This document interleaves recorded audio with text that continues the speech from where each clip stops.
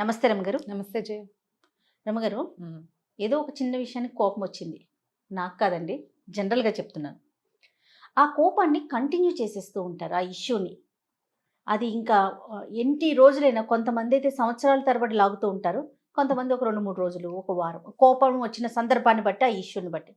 ఇక లెగిచిన దగ్గర నుంచి పడుకునే వరకు ఆ కోపాన్ని రకరకాల విధాలుగా చూపించేస్తూనే ఉంటారు. ఇల్లు పాడైపోతుంది, ఆ వాతావరణం మొత్తం కలుషితం అయిపోతుందేమో అనిపిస్తుంది నాకు. వదిలేయలేకపోతారు ఆ అంశాన్ని. దాని ప్రభావం ఇంటి మీద ఉంటుంది కదా. ఖచ్చితంగా ఉంటుంది. ఇంటి మీద, ఇంట్లో వాళ్ళ మీద. ఆడవాళ్ళ మగవాళ్ళ సంగతి నువ్వు చెప్పేది? ముఖ్యంగా ఆడవాళ్ళేనండి. ముఖ్యంగా అంత కోపాన్ని ఉంచుకుని మెయింటైన్ చేసి చేయగలగటం కాస్త కష్టం. ఎందుకంటే వీళ్ళకి మధ్యలో పిల్లలు, జల్లలు, ఫ్రెండ్స్, బాధ్యతలు, అమ్మ నాన్న, అత్త మామ, మధ్యలో భర్త, తమదే ఆఫీసులో, కాలేజీలో, స్కూల్లో ఏవో ఉంటాయి కదా. ఇవన్నీ హ్యాండిల్ చేస్తూ ఆ కోపాన్ని ఎలా మెయింటైన్ చేయగలుగుతారు? చేయలేరు. దాన్ని మెయింటైన్ చేయాలి అనే భావనతోటి ఉన్నారనుకో, ప్రెషర్ తోటి చేయాలి. జబ్బు చేస్తుంది చేయ, జబ్బులు మారి వాళ్ళు అయిపోతారు, అనారోగ్యం పాలైపోతారు, అసిడిటీ వచ్చేస్తుంది.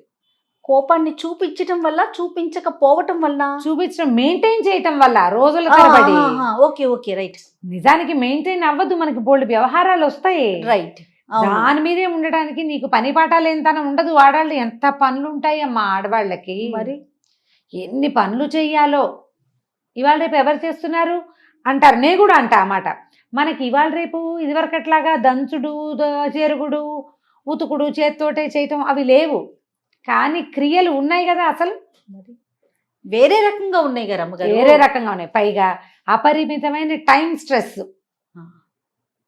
కాలానికి సంబంధించిన స్ట్రెస్. తర్వాత ఎవరు మనకి సమయం ఇవ్వని స్ట్రెస్ ఒకటి ఉంది. ఇది అసలు మనకెవడు టైం ఇవ్వడు. పిల్లలు ఎవరు, మొగుడు ఎవడు. తర్వాత మనకి మనం టైం ఇచ్చుకోలేని స్ట్రెస్. ఇన్ని స్ట్రెస్సుల్లో ఏదో ఒక కోపం వస్తే దాన్ని 4 మాటలు అనేసి దాన్ని అక్కడ దులిపేసుకుని మళ్ళీ సందర్భం వచ్చినప్పుడు కోపాన్ని లోపల తీసిన అస్త్రాన్ని బయటికి తీయాలి. మెయింటైన్ చేసామనుకో, ఎవరు మెయింటైన్ చేస్తారో వాళ్ళ సంగతి. క్యాండిల్ వెలిగించాం, కరెంట్ పోయింది, ఓకే, కరెంట్ వచ్చేసింది, ఊదేయాలిగా. దాన్ని ఆపేసుకుని మళ్ళీ కరెంట్ పోయినప్పుడు వెలిగించుకో. దాన్ని వెలిగించి ఉంచామనుకో, కరిగేది ఎవరు? క్యాండిల్ అయిపోతుంది కదా, అది అయిపోతుంది. ఇక్కడ క్యాండిల్ ఎవరు? మనం. కరిగిపోతాం, పనికి రాకుండా పోతాం. కరిగిపోతే పర్వాలేదు, పనికి వస్తుందా క్యాండిల్? నువ్వు కూడా అంతే.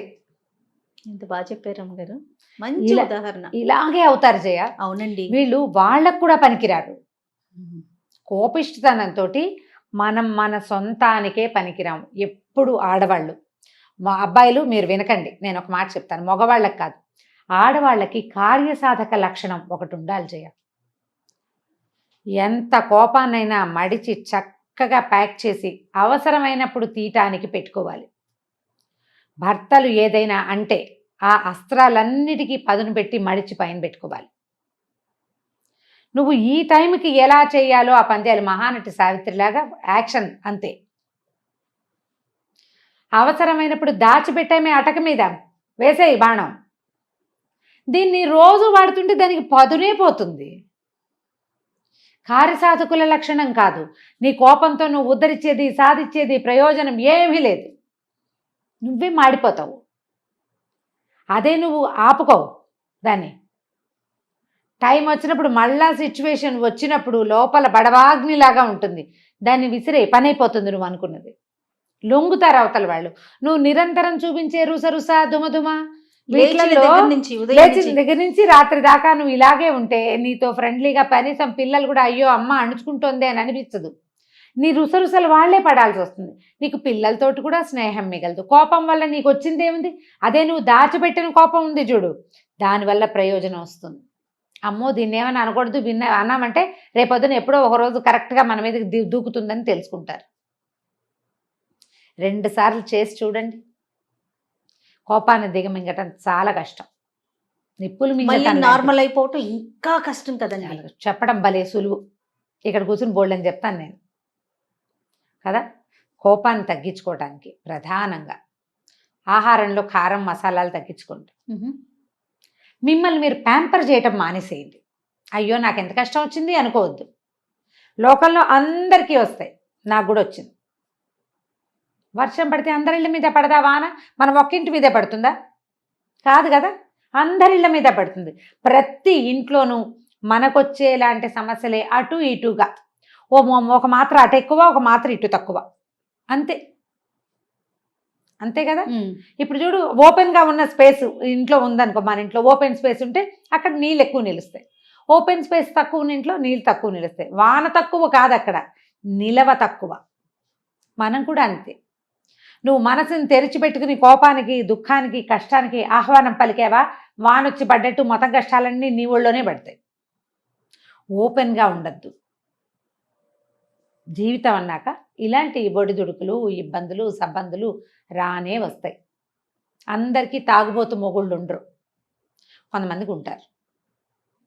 ఆ తాగుబోతు వాళ్ళతో కూడా అందరికీ ఇబ్బందులు ఉండవు, కొంతమందికి ఉంటాయి కదా. ఇది ఒప్పుకోవాల్సిందేనా? అంతే కదా. కాస్త కుస్తా అలవాట్లు ఉన్నా కూడా అవి భార్యల్ని కానీ, సంసారాన్ని కానీ, డబ్బుని కానీ ఇబ్బంది పెట్టని రకాలు, ఏదో పార్టీ ఫ్రెండ్లీగా ఉండే రకాలు కొన్ని, కాదు తాగి తలకి పోసుకునే రకాలు కొన్ని ఉంటాయి. వీళ్ళ మాట వినరు, డబ్బులు తగలబెట్టేస్తారు, పిల్లల భవిష్యత్తు ఆలోచించరు. ఇప్పుడు వాళ్ళతోటి ఈ కష్టం తప్పదు. చిన్న చిన్న ఇబ్బందులు ఉన్నాయనుకోండి, వీటిని మేనేజ్ చేయొచ్చు. మనం అలా కోపంగా ఉండటం వల్ల, దాన్ని అంటే ప్రదర్శించేయటం వల్ల ఎలాంటి నష్టాన్ని, అంటే ఒక రోజే తీసుకుందాం రమ్మగారు, ఎలాంటి ఇబ్బందులు కలుగుతాయంటారు? ఆ వాతావరణం ఎలా పాడవుతుందంటారు? సర్వనాశనమే. అంతే, ఒక్కటే. నీకేం హ్యాపీనెస్ లేదా? మొదటిది లేదు. ఒకరోజు పొద్దున్న లేచావు, రాత్రి పడుకుంటావు.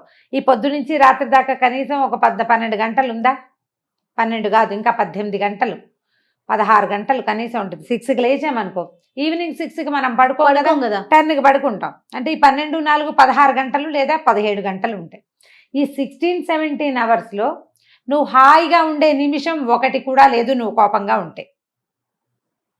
ప్రధానంగా అన్నం బాగా సహించదు. అంటే ఈ 16 గంటల్లో నీకు ఆహారం తక్కువ. దాని అర్థం ఏమిటి? శక్తి తక్కువ. కోపంగా ఉండేసరికి ఏదో మొండిగా, విసురుగా చేస్తావు కానీ మర్నాటికి వీక్ అయిపోతావు. తర్వాత పొద్దునుంచి అందరినీ విసుకుంటావు. నువ్వు నీ పాత కోపాన్ని మర్చిపోక ఇప్పుడు నువ్వు దుమ్ములాడితే నీ విసురుని భరించినటువంటి ఏ పాపము ఎరగని కొంతమంది జనాలు ఉంటారు కదా. అందులో మన పని మనిషి ఉండొచ్చు, మన పక్కింటి ఆవిడ ఉండొచ్చు, మన కొలీగ్ ఉండొచ్చు, మన పిల్లలు ఎలాగూ ఉంటారు. వీళ్ళందరూ దాన్ని గుర్తుపెట్టుకోరా? రేపు నువ్వు దొరుకుతావు కదా.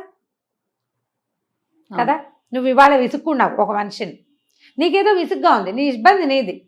రేపు వాళ్ళు నీతో బాగా ఉంటారా? అది అసలు ఎక్స్పెక్ట్ చేయడానికే లేదు కదా. ఉంటారు కదా. వాళ్ళు కూడా ఇదే విసురుతో మాట్లాడతారు. నీకు ఫ్రెండ్షిప్ కట్టు. నీ పిల్లలకి ఇంకో దారి లేదు కాబట్టి, తల్లి తప్ప ఇంకో దారి లేదుగా. వాళ్ళు లొంగి ఉన్నా మర్చిపోరు. మా అమ్మ ఎప్పుడు విసుక్కుంటుందంటారు. కష్టంతో ఇప్పుడు ఇవాళ రేపు పిల్లలు ఫ్రెండ్స్కి షేర్ చేయటం ఎక్కువైపోయిందమ్మా. ప్రతి వాళ్ళకి చెప్తున్నారు పిల్లలు. తల్లి మీద ముఖ్యంగా, తల్లి లేదు, తండ్రి లేదు, ఇది చెప్పకూడదని ఉండట్లా. మన చిన్నప్పుడు అమ్మ చెంపకాయ కొట్టినా నోరు మూసుకుని ఊరుకుంటుండేవాళ్ళం. ఎవరికైనా చెప్పుకోకూడదు, అది న్యాచురల్ క్యాజువల్ థింగ్. ఇప్పుడు అట్లా లేదు. వెంటనే నా మనసు అలా ఉంది, నా మనసు ఇలా ఉంది, నాకు అలా ఉంది, నాకు ఇలా ఉంది, మా అమ్మ తిట్టింది, మా అమ్మ విసుక్కుంది. ఏంటి మీ అమ్మ ఈ మధ్య తరచూ విసుక్కుంటుంది అంటారు అవతల వాళ్ళు. అవును, మా అమ్మ ఎప్పుడు విసుక్కుంటుంది. వీళ్ళమ్మకి విసుగు అని ప్రచారం ఎక్కడ దాకా పోయింది. నువ్వు ఒకరోజు విసుగు చూపిస్తే, పైగా నీకు కోపం ఉంటుంది ఎప్పుడు, నిత్యము ఇలాగే ఉంటావు నువ్వు, ముళ్ళ చెట్టులాగా. దాని మీద ఒక్క పిట్ట కూడా వాళ్ళదమ్మా. వస్తువుల్ని విసిరి కొట్టేస్తాము కదా రమ్మగారు, వస్తువులు విసిరి కొట్టేస్తాము, దుమ్ములాడతాం, ఫేస్ వాల్యూ 0. ఇప్పుడు చెప్తున్నారు చూసారు, ఒక్క పిట్ట కూడా వాళ్ళదు, ఒక్క పిచ్చికి కూడా వాళ్ళదు. దాని మీద గూళ్ళు పెట్టే ఉంటాయి, ముళ్ళ చెట్ల మీద కూడా గూళ్ళు పెట్టేవి. వాటికి ఇంకో దారి లేకమ్మా. మన పిల్లల్లాగానే, మన పిల్లలకి వేరే దారి లేదు. ఓపిష్టి తల్లైనా ఎట్లాగొట్లా అమ్మతో భరించి ఉంటారు. అలాగే తిట్లు, కేకలేతలు, విసుగులు, చిరాకులు, ఏదైనా విసిరు కొడితే అవి వీపు మీద 2 దెబ్బలు వేస్తే వాటిని భరించి పారిపోలేక ఉండిపోతారు. కొన్ని పిట్టలే వస్తాయి, పచ్చటి చెట్టు మీద వాలినట్టుగా. ముళ్ళ చెట్ల మీద పిట్టలు కూడా వాలవు. దానికి పువ్వులు ఉండవు. ఏ తుమ్మెద, ఏ తేనెటీగ, ఏ సీతాకోకచిలుక మన మీదకి రాదు. హ్యాపీనెస్ లేదు చూడు. ఏం ప్రయోజనం, ఏం సాధించాం మనం కోపంగా ఉండి? ప్రధానంగా కార్యసాధకులుగా ఉండండి. కోపంగా ఉండి ప్రయోజనం లేదు. ఎవరిది వాళ్ళు ఆలోచించుకోవాలి. ఇవాళ నేను చాలా విసుగ్గా ఉన్నా, దీనివల్ల నాకు కానీ నా సిచ్యువేషన్కి కానీ ఏదైనా ప్రయోజనం ఉందా అని ఆలోచించండి. ఒక మంచి సంస్కృత వాక్యం ఉంది, ప్రయోజనం అనుద్దిశ్య మందోపి న ప్రవర్తతే అని. ప్రయోజనం లేకుండా పిచ్చివాడు కూడా పనిచేయడు, చేయడు. దానికి ఒక ప్రయోజనం ఉంటుంది గ్యారంటీగా. ఏదో ఒక కోతి పని చేస్తాడు అనుకో, అందులో ఒక బ్లిస్, ఒక ఆనందం ఉంటుంది వాడికి. నీకేం ఆనందం ఉంది కోపిష్టితనంలో? ఏం లేదు కదా. నువ్వు ఫేస్ వాల్యూ ఎలాగో పోగొట్టుకుంటావు, దుమదుమలాడుకుంటూ ఉండి. సంతోషం జీరో, సహయోగం మిగిలిన వాళ్ళతోటి మనకు సహకారం సహయోగాలు జీరో. ప్రయోజనం లేని కోపాన్ని ప్రదర్శించకండి. ఆ కోపాన్ని, మన ఆక్రోశాన్ని దాచిపెట్టండి. ఇంటి వాతావరణాన్ని పాడు చేసుకోవద్దు, మీ హెల్త్ పాడు చేసుకోవద్దు, మీ ఫేస్ వాల్యూ చెడగొట్టుకోకండి. ఒక విషయం మీద కోపం వచ్చి, ఒక వ్యక్తి వల్ల కోపం వస్తే మిగిలిన వ్యక్తులతోటి సంబంధ బాంధవ్యాలు చెడగొట్టుకోకండి. మనం మనిషి సంఘజీవి, మన సంఘాలు బుజ్జిబుజ్జివి, పిచ్చిక సంసారాల్లాగా అయిపోయాం మనం. ఇవి ఉన్న చిన్న పిచ్చిగూడుని ఎందుకు చెడగొట్టుకుంటాం? మీరు పిట్టలు చూడండి, 4 పుల్లలు తెచ్చి 2 గుడ్లు పెడతాయి, ఆ గుడ్ల మీదే కూర్చుంటాయి రోజు. ఈ గుడ్లు పిల్లలు అయ్యే టైంకి అప్పుడో పుల్ల తెచ్చి ఆ గూడుని పెద్దవి చేస్తాయి. అంత విసురుగా వస్తుంది పిచ్చిక. ఆ గూడు మీద వాలేటప్పుడు ఎంత స్మూత్గా ల్యాండ్ అవుతుందో. అవునండి, మనం కూడా అలా ఉండాలి. మన గూడు చెదరగొట్టుకోకూడదు. పిల్లల్ని పిచ్చికలు పిట్టలు ఎలా చేస్తే అబ్జర్వ్ చేస్తే మీకు తెలుస్తుంది. వీళ్ళని, వాళ్ళ మెంటల్ పీస్ని పాడు చేయటం, వాళ్ళ మనశ్శాంతిని పాడు చేయటం, వాళ్ళ పెంపకాన్ని పాడు చేయటం మనకే హక్కు లేదు. మనతో పాటు పుట్టిన పిల్లల్ని మనం సరిగ్గా చూడాలి. మనకు పుట్టిన పిల్లల్ని. నీ కోపం, నీ విసుగు, నీ చిరాకు, నీ ఎక్కడెక్కడి ఫ్రస్ట్రేషను వాళ్ళ మీద చూపిస్తే కుదరదుగా. కుదురుతుంది, పడతారు, తర్వాత నీతో ఉండరు. ఎప్పుడూ ప్రపంచంతో హాయిగా ఉండలేరు. వాళ్ళకి ఇదే తెలుసు. కొన్నాళ్ళపైకి వాళ్ళు కూడా ఇలాగే తయారవుతారు. నీతో పాటు నీ పిల్లలు కూడా ముళ్ళ చెట్లుగా మారితే ఓకేనా? ఏ అమ్మకైనా మన పిల్లలు బాగుండాలని కోరుకుంటాం కదా. ఆలోచించండి. కోప ప్రదర్శన ఎక్కువగా చేయొద్దు సిచ్యువేషన్లో. తర్వాత నిద్రలేసరికి మళ్ళీ మామూలే, యథాప్రకారం నడిపించుకుంటూ వెళ్ళాలి అంతే. కోపాన్ని దాచిపెట్టండి, దాన్ని ఒక అగ్నిగోళంలాగా తయారు చేసి పెట్టుకోండి.